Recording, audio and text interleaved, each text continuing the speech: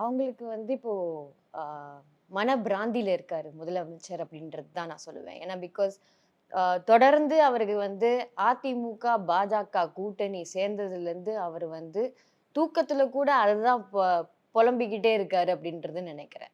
பகல் கனவும் அதுதான், தூக்கத்திலயும் அதுதான்.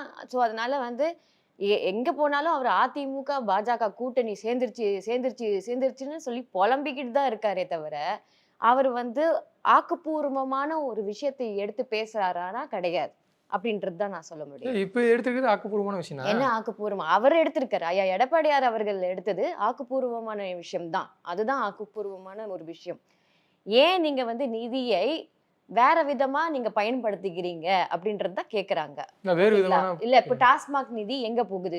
வெள்ள அறிக்கை குடுக்கறது கிடையாது. இன்னைக்கு வந்து இப்போ சமீப காலத்துல கூட வந்து இப்ப திருச்செந்தூர் கோவில்ல வந்து நீங்க வந்து ஒரு அ கும்பாபிஷேகம் பண்ணியிருக்கீங்க. அந்த இடத்துல 400 கோடி நீங்க செலவாயிருக்குன்னு சொல்றீங்க. அதுக்கான வெள்ள அறிக்கை கூட நீங்க குடுத்தது கிடையாது.